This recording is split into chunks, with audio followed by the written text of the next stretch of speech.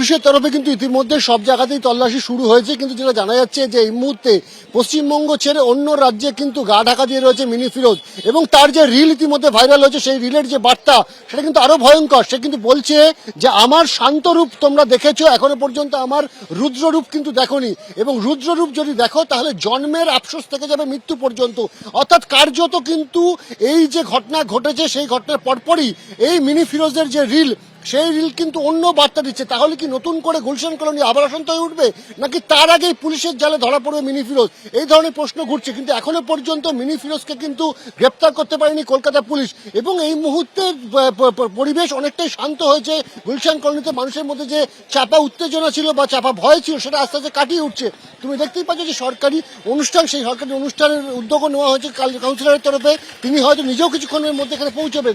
স্বাভাবিকভাবে মিনি ফিরোজের যে ভূমিকা, সেই ভূমিকা নিয়ে কিন্তু প্রশ্ন যেমন উঠছে, কিন্তু এখনো পর্যন্ত কেন গ্রেপ্তার করা গেল না মিনি ফিরোজকে তা নিয়েও কিন্তু প্রশ্ন তুলছে সাধারণ মানুষ।